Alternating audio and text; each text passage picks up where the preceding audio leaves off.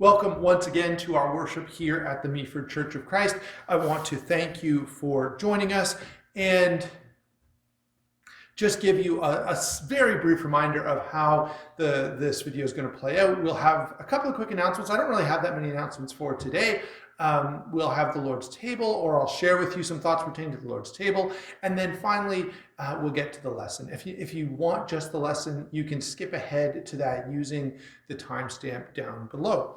So let's go ahead with a couple of brief announcements. Number one, a number of people have asked, and I feel like a broken record here, a number of people have asked about meeting in person, and we definitely have that thought in mind. However, right now, the Zoom meetings are working pretty well. That said, if you're local here to Meaford and you're watching this, you may want to go ahead and, or you should be aware, I should say, that our meeting will be in person for this coming week, only because the Zoom setup is not available for this week.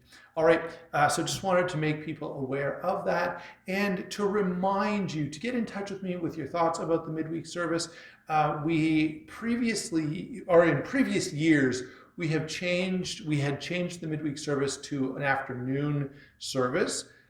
Most people found that more convenient and a lot of people don't want to drive at night and are worried about weather, and so they found that more convenient. So we are talking about making some changes again, but we aren't changing quite yet. So for probably the next month at least, we'll continue as we have been. Again, if you want to join the men's Zoom meeting, get in touch with me or Dave Ellis. If you want to join the women's Zoom meeting, which is on Wednesdays at 7, talk to Nita Irwin. That's really the biggest announcement that I have. I guess one other reminder that if you do plan to come in person, it is cooling off, and we're still meeting downstairs due to numbers. So you might want to bring some extra warm clothing to wear if you're going to be with us, and we hope that you will. Lastly, let's now transition, I should say, into our discussion of the Lord's table. And to do that, I'm going to read from 1 Corinthians chapter 11, a passage commonly read at the Lord's table, and likely one you are familiar with. So Paul begins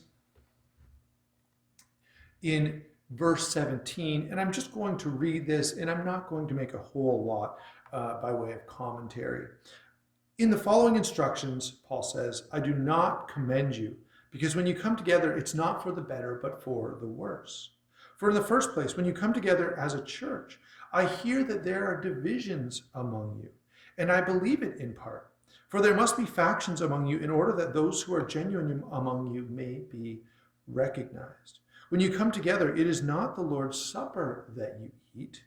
For in eating, each one goes ahead with his own meal. One goes hungry, another gets drunk.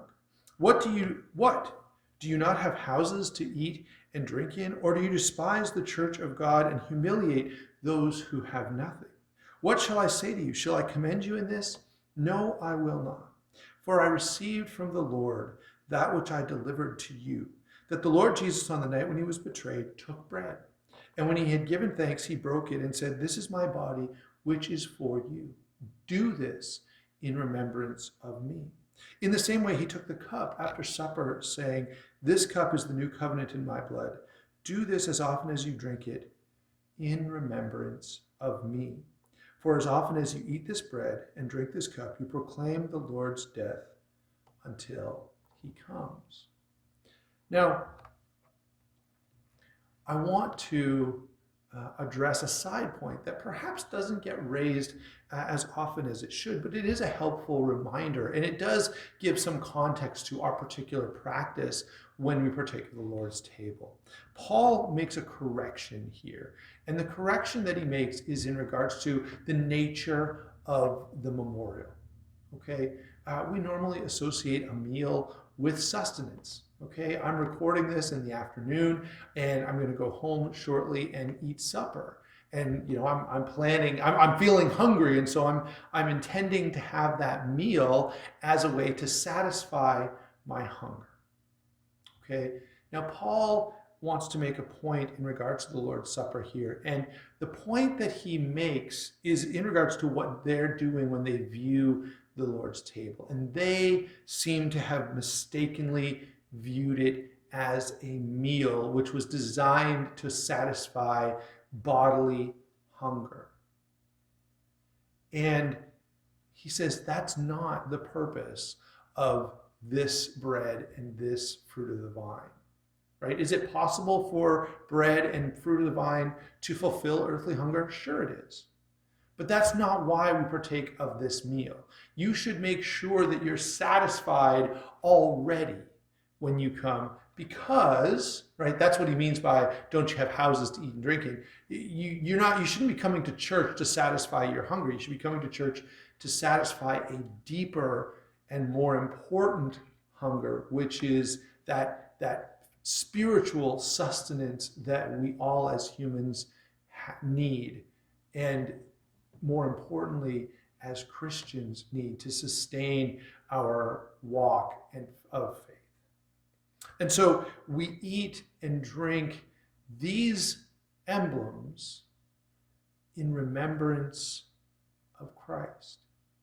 Right? That's why Paul, says, look, you guys are coming to satisfy your hunger, but Jesus said, eat this bread and drink this cup in remembrance of me. And so that's the purpose of this memorial.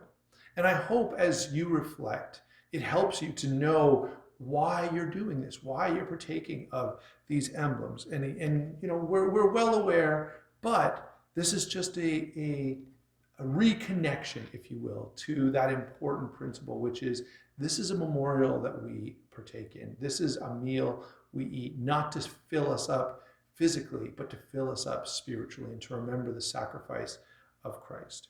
I hope those thoughts are helpful to you as you partake of the emblems.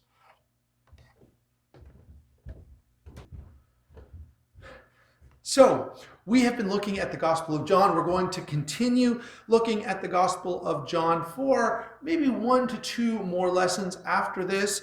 Today, we're going to be looking at a well-known passage, John chapter 10, but I just want to give a little bit of a further explanation for this ongoing study of John. I've been working on a class on the Gospel of John, and that certainly has informed some of the material that we've looked at over the last few weeks.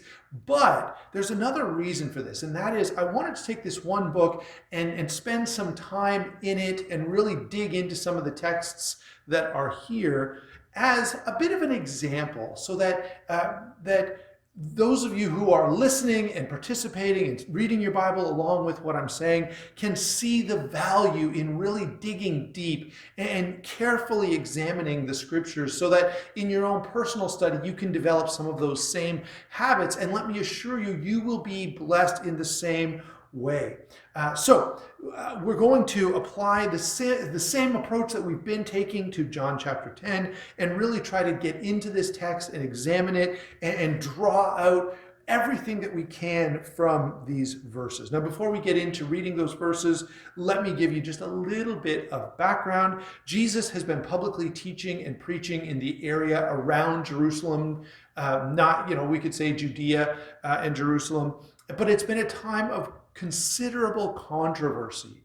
All right, you'll recall, really back from chapter 6, when a number of people left him when he refused to feed them again, and all the way through from there, chapter 7, chapter 8, chapter 9, and now into chapter 10, and really this will continue all the way up into chapter 12, but this has been a time where there have been a number of sort of pretty heavy contentions between Jesus and the Jewish leadership, and this continues with that. And in fact, this is Jesus explaining some of that contention, specifically in light of what's just happened in chapter 9. And this is an important point to make as we get into this text.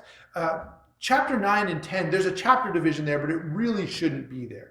Okay, what Jesus says in these next few verses, chapter 10, verse 1 through 18, they're a direct reflection on the events that just happened with the man who was born blind. So I would encourage you to read chapter 9. We've talked about it a little bit in the introduction. We've talked about it in previous classes and in previous lessons here in Meaford. But if you're not from here, especially, and if you're watching this online, go and read chapter 9 before, because what Jesus is doing now is commenting on what's just taken place as the man who was born blind was kicked out of the synagogue. And he uses, in order to make that commentary, he uses a long-standing allegory, a long-standing tradition from the Old Testament about Jewish leadership. All right, and that is the allegory of a shepherd and sheep. And so, perhaps most everyone listening to this is probably familiar with Psalm 23. Okay, the Lord is my shepherd, I shall not want. Certainly that's going to inform what's being said here. But we may also point out that in Psalm 78, God's people are the sheep of his pasture. In Jeremiah 3:15, God will give the people shepherds after his own heart. In Jeremiah 23 and verse 3, Jeremiah prescribes woes on the shepherds of Israel who destroy and scatter the flock. In Isaiah chapter 40 and verse 11, God will tend his flock like a shepherd. In Ezekiel 34, there's an extended discussion of the shepherds of Israel and how woefully bad they have been, and a promise, and by the way, this is not the only place this promise is found, but there's a promise there that God himself will step in and shepherd his people. And now in John 10, we have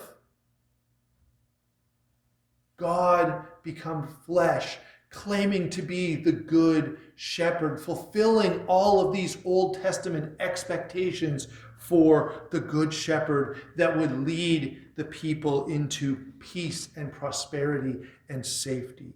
And so Jesus draws on all of that Old Testament imagery, along with, by the way, their contemporary knowledge of sheep and shepherds. This was a common sight, one that most people would understand in the first century Palestine, where Jesus is doing this teaching. All right, and how does he get into this? Well, let's go ahead and read chapter 10, John 10, verses 1 through 18.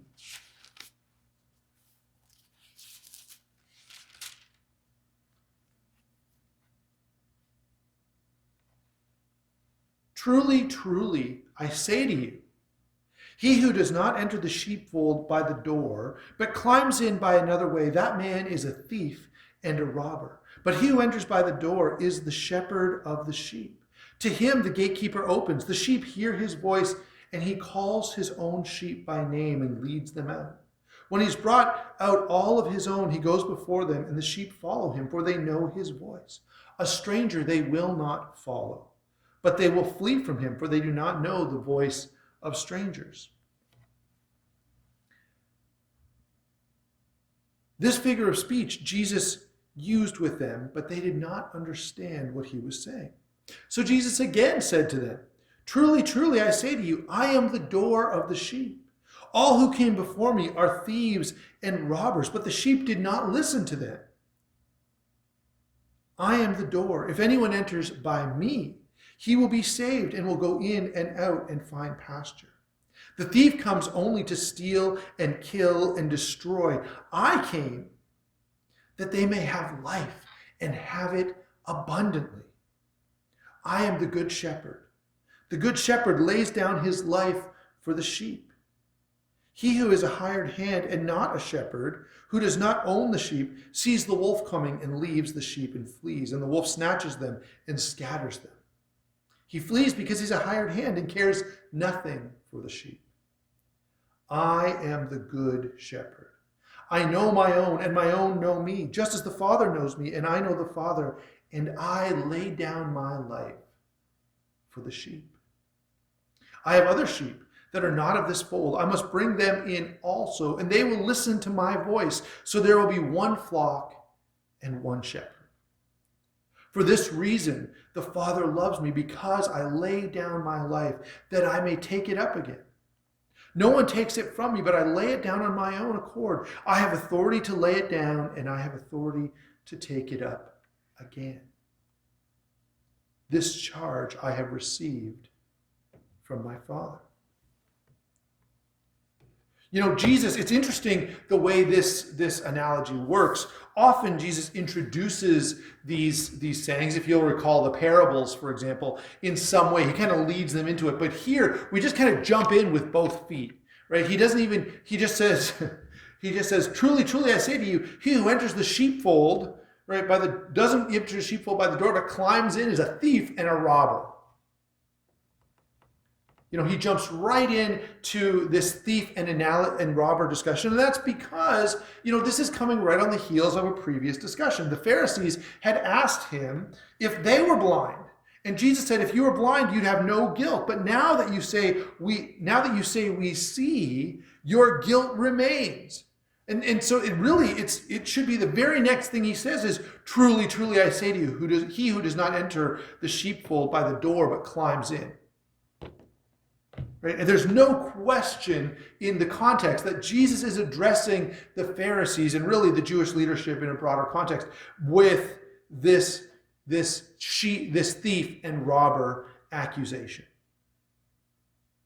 The Pharisees have demonstrated that they're not interested in the needs of the people, but really are interested in maintaining the status quo. Remember in John 12:48 when they said, if Jesus becomes more popular, everything is going to be taken from us. All right. And then in Matthew 23:3-4, where he says, you know, look, they tie heavy burdens around your neck, but they don't lift a finger to move those burdens. Later in chapter 23 of Matthew, verses 13-15, he points out that their leadership has nothing to do with leading the people of God. Right? They're not at all interested in being the kind of leaders that help people draw closer to their Lord. It's really just about their place of comfort and power. Earlier, Jesus had explained in Mark chapter 7 how they had manipulated their position to take advantage, right? And notice, though, he says at the end of this, right? He talks about declaring their wealth Corban to get out of their responsibility to take care of their parents. But he said, he gives that as a specific example, but notice that he finishes that phrase by saying that there are many other things that you do just like this. Right? They had repeatedly, twisted the law and used their position to benefit themselves. Now, we have to ask, as we're considering the leadership of the Pharisees and Jesus scolding them, what about religious leaders today? Are there religious leaders today who are only in it for what they can gain? No question. Okay. Now, generally, if you're a little discerning, you can identify who those are pretty easily, right? I feel like I have to make this comment. I think our context today limits this to some degree, all right? Because most preachers working in many churches, are not gaining a whole lot, right? There are other places and other occupations where they could probably be better off socially, financially, those kinds of things. So, that ought to be part of your measuring stick, all right? Another great way to sort of measure this is the things they say. Is this person always saying exactly what he knows that the congregation wants to hear? Is he tickling their ears to make them happy and satisfied? And again, if so, that's a pretty good sign that this is someone who's really just in it for what they can get out of it. It's an interesting point, by the way, of human nature. All right, when we think about leaders and leadership, and Jesus' principle here is, man, these leaders are in it for the wrong reasons. They're only interested in what they can get. Well, when they do personality tests on in in the business world, all right, repeatedly they find that CEOs and captains of industry are often psychopaths. Right? These are people who are unable to have empathy with another person. And perhaps, perhaps there's something about us as people that make us easily fooled in this regard. All right. And so Jesus identifies them as thieves and robbers. In Jeremiah 23, 1-3, he declared a woe on shepherds who destroy and scatter the sheep. Ezekiel describes shepherds who feed themselves and let the sheep starve. The problem here was that these so-called leaders had no concern for the well-being of the sheep. In fact, they were happy to allow the sheep to be destroyed so long as they were getting theirs. And now let me point out, and I think it's important for us to notice that the Pharisees and even the Sadducees were not always bad. We get so used to reading about the Pharisees and the Sadducees and all the problems they had in the Gospels, and we're not generally aware of their history. But these groups started with at least somewhat noble intentions, okay? And what happened was that their power and their privilege, their elevated role, corrupted them. And it became more valuable to them to keep their special place and their wealth and their comfort and their influence than it did to obey God. Right? That's how these leaders got in so much trouble. And as leaders in the church today, that's where we ought to be aware of the danger. Now, Jesus also talks about a hireling, and this person is not quite as evil as a thief and a robber, but he points out, to contrast to his own ministry, that a hireling, while not as bad as the thief, is still really only interested in what he can get. Right? He's doing a job, and he may do a good job because he's being paid for it, but there's no willingness to sacrifice. Right? Jesus is going to lay down his life for the sheep, and the hireling is not interested in doing that. And so it should be said that anyone who is considering leadership needs to consider their motives. And if there are selfish reasons, they should not fill the role. Right? And so this is true, of course, in a political venue. But it's also and it's especially true within the church.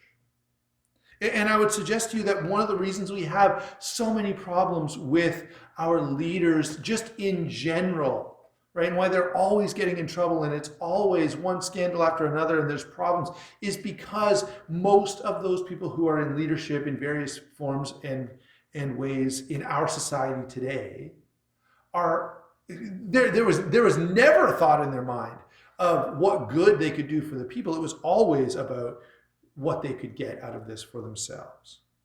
Right? Again, in the church, I think that's a less common problem, but there's still a danger that people will sort of become puffed up and lose perspective when they fill a role of leadership within the church. Now, in contrast to these thieves and robbers who care nothing for the sheep, who are only interested in their own good and their own well-being, Jesus is the good shepherd. He cares for and leads the sheep for their benefit. And of course, as we mentioned, Jesus draws on a long-standing body of teaching where God has promised through history to lead his people like a shepherd. And now that shepherd is among his people and doing the very thing that he promised to do. He knows his sheep, and his sheep know him. The word here is gnosko. That is an intimate knowledge that comes from experience. When it comes to describing the relationship of a sheep to the shepherd, there's a great account that Beasley Murray includes. Now, he includes it in his commentary, but he's actually recounting a story told by G.A. Smith. Smith said, Smith is describing a journey he took to the Holy Land, and he describes sitting on a hillside in the Palestinian countryside, the Judean countryside, in fact, and there was a well there. And various shepherds would bring their sheep to the well. And he says, the flocks mixed with each other. And we wondered how each shepherd would get his own again.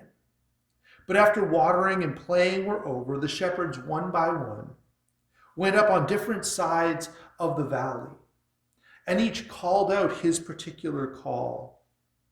And the sheep of each drew out of the crowd to their own shepherd. I love this description because it reveals the intimacy of the relationship that comes through much time spent together.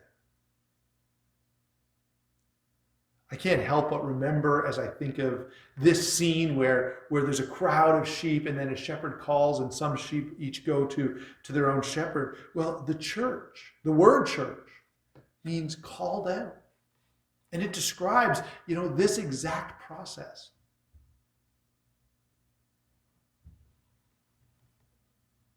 It also causes us to look at ourselves and ask, have we spent enough intimate time with Jesus that we hear his voice and we're drawn out of the distractions of the world? We're drawn out of the crowds and the things that vie for our attention.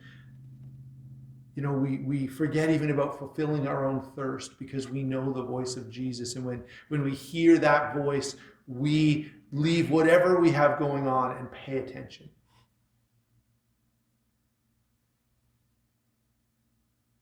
Now, we saw earlier in John 3 that large crowds were going to Jesus. And we recall Nicodemus, saying, "You're a teacher sent from God." And we have this whole theme, in fact, in the Gospel of John, that those who are truly God's people, those who really have godliness in their hearts, hear the words of Jesus and respond. John 5:39 through 43. Jesus explains there that the scriptures bear witness about me, and you claim to be so interested, but you don't believe me, and therefore I know that you don't have the love of God in your heart. And so again, Jesus says, the sheep hear my voice, and they respond. And so, just as we described the church being those who hear the voice of Jesus and respond, there were those in Jesus' day, right? And we're reading about this unfold, who heard the voice of the Lord and they knew something powerful was happening. In fact, you'll recall Peter, when Jesus asked, "Are you going to leave as well?" Peter said, "Where would we go? You have the words of eternal life." And so as we read these verses, we see that good leaders know their people, right? Jesus knew his sheep, but we also see that the sheep hear the voice of God and respond.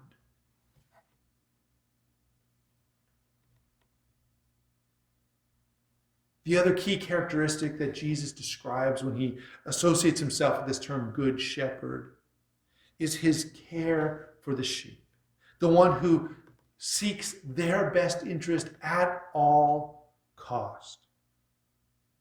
Right? The contrast between Jesus and the religious leaders of their day was that he was only interested in what was good for the sheep, and they were only interested in what was good for them.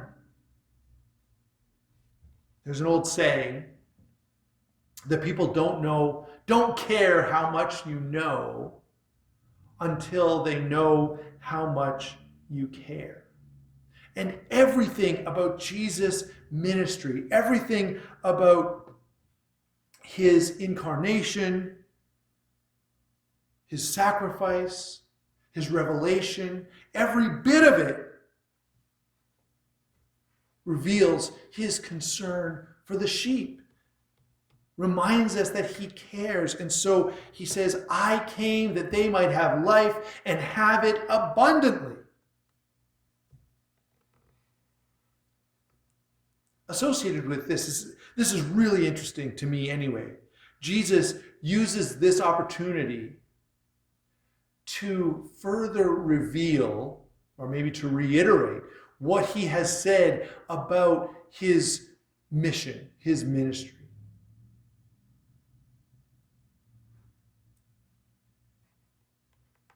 He says, I lay down my life for the sheep. Now this is interesting because it's important to notice, right? A good shepherd is willing to protect the sheep. You'll recall David when he tells Saul, look, I've fought a lion and I've fought a bear in protection of the sheep, right? There's a risk of death associated with those things. But it's an inadvertent risk, right? It's not that the shepherd purposely goes out of his way, but that's what Jesus is saying here, right? Jesus isn't saying, there's a slight chance that I'm risking my life here. No. Jesus says, I lay down my life for the sheep. I lay it down purposefully that I may take it back up again. And so there's a significant difference, right? Jesus knows that part of his mission is to sacrifice his life as propitiation. Right? He is the sacrifice. And so while most shepherds know there's danger, if you were to say, at the job interview, look, I'd like to hire you to shepherd my sheep, but I want you to know, you're going to be doing this for about 6 months and then you're going to die doing the job. Right? They would all go, whoa, I don't want the job. Forget it. Right? But Jesus takes on the mantle of good shepherd with the full knowledge that it will involve his suffering and death, so that we can see that his care for the sheep is beyond question. Right? This point is central to what Jesus is saying. It's central to our faith in him and how we respond, but it's also central to our understanding of leadership. Right? A good leader is one who cares for the sheep, who will sacrifice for the sheep. Someone could be highly educated, right? They may know the scripture beyond the level of almost anyone else, but if they don't care for the sheep, they're not qualified for any ministry. Right? And I don't care whether it's a preacher or a deacon or an elder or a Sunday school teacher or a bus ministry or whatever else you could think of. Right? The primary qualification for anyone who's going to take on any kind of leadership among God's people is they must care for the sheep.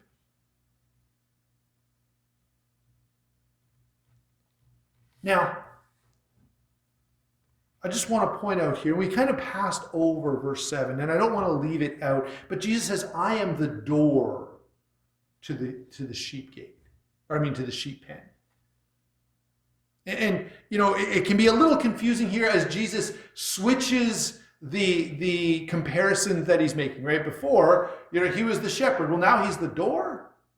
But guess what? Jesus can be more than one thing. And in fact,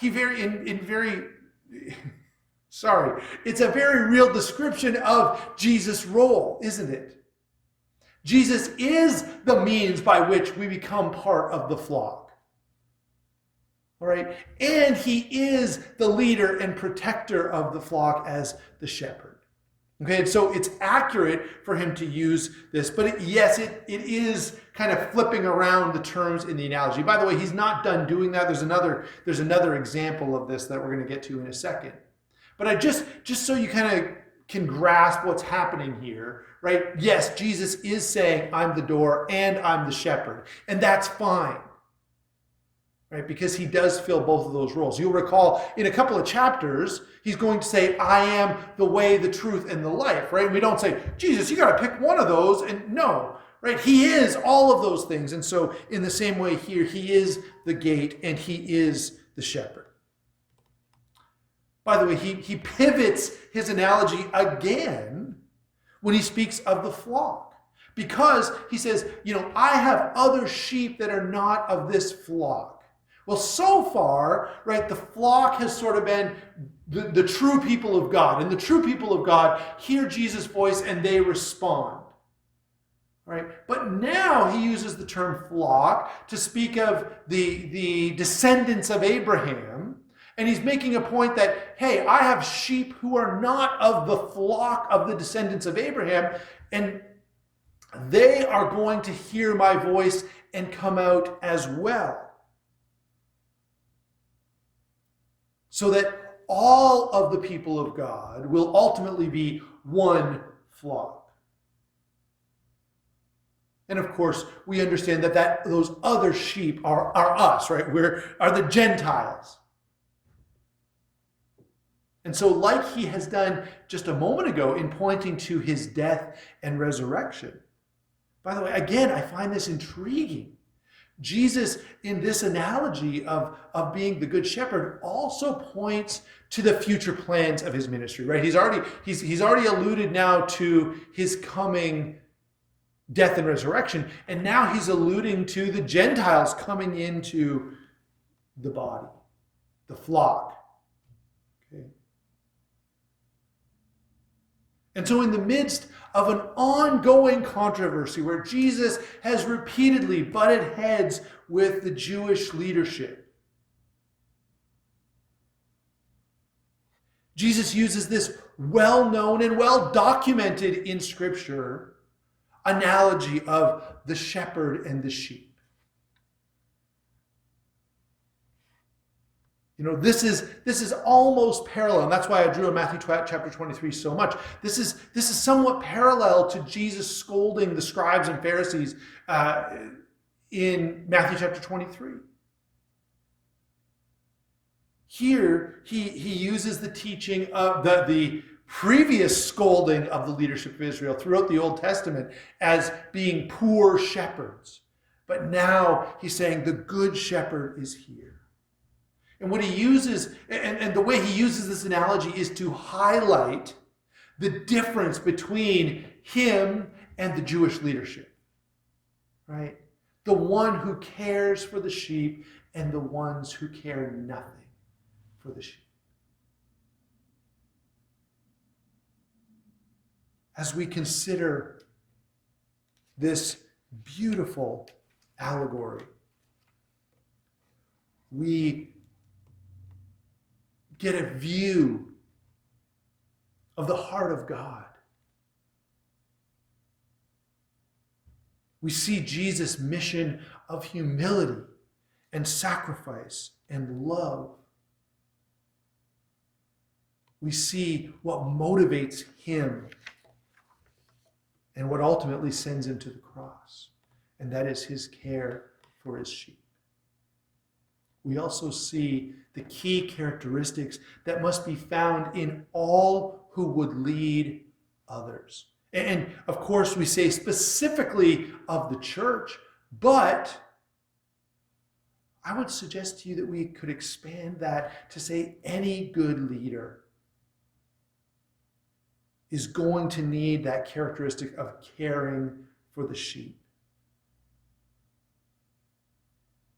And we see the need of all mankind. We look at the world, and like Jesus, we see people as sheep without a shepherd. And now the good shepherd is here. And we know that. And so we're motivated to point others to the good shepherd who cares for the sheep because he's their ultimate hope. And so we consider Jesus, the good shepherd. And in that imagery, we understand why our faith in him is so well placed and why we would encourage others to share that faith as well.